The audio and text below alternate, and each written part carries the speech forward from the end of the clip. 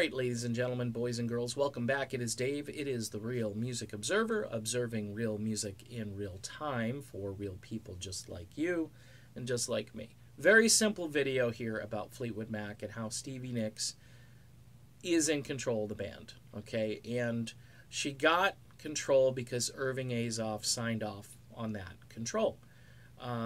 He obviously makes these calculations based on who's got hit songs, who's got more name ID, all of these different things.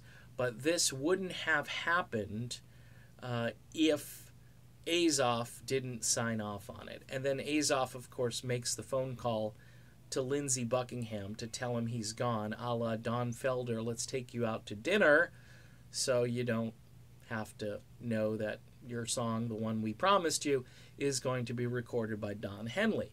You know, there's a lot of this, I don't know, you would think rock and roll, not to say it'd be the most honest sport out there, but there's a lot of stuff that goes on behind other people's backs.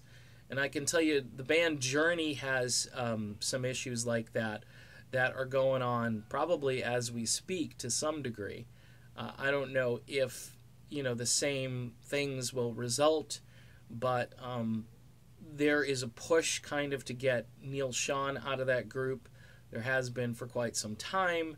I didn't see it right away, but I've heard lots of rumors about this, and it's really tragic that the guy who is the founder of the group is going to be pushed out of the band. I don't think that's going to happen because there's going to be too much backlash from the fans. Now, the Buckingham thing hit so quickly that a lot of fans really didn't have reaction time. They're like, what? Maybe it was shock and disbelief and so forth. But the way it went down is, okay, we got these two new guys. Lindsey's gone. It's because, and here's the other thing. This is the way Azoff works and the media works, even in the rock and roll world, is that the stories that are still being written about why Lindsey Buckingham is out of Fleetwood Mac all have to do with the original narrative that he wasn't willing to drop what he was doing and come to work with Fleetwood Mac. All right?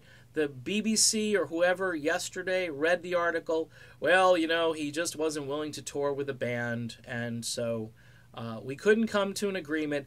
That narrative has been blown up, folks, but yet it's still been written.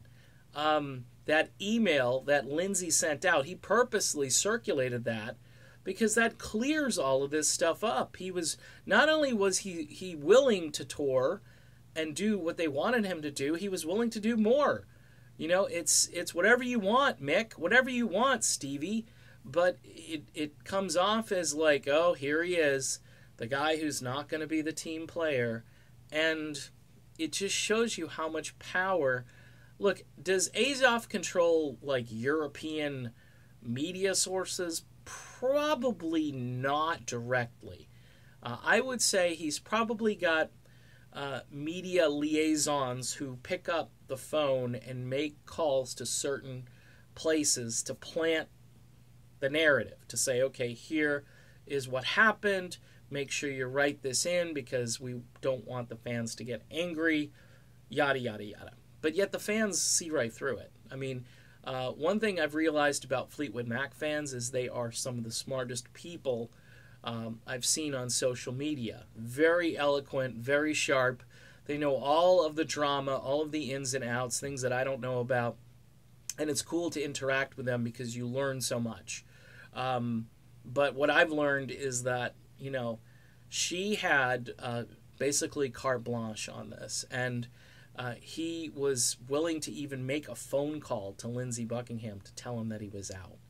That's just some crazy stuff, folks. And if you're a Fleetwood Mac fan today, out of principle, you got to think to yourself, should I spend money on these tickets?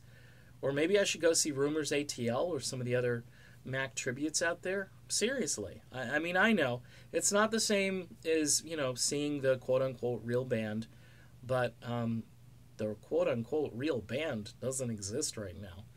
So that's my impetus for saying maybe you should think about buying some tickets for something else. Plus those Brit tickets that went on sale. Those suckers were expensive. Whoa. I don't know what the conversion rate is, but when I see numbers like 144 and 176, I'm thinking to myself, man, this isn't even the real band. Okay, done with this video. Again, documenting, and I'll continue to kind of document the whole Fleetwood Mac situation. See you soon, everybody.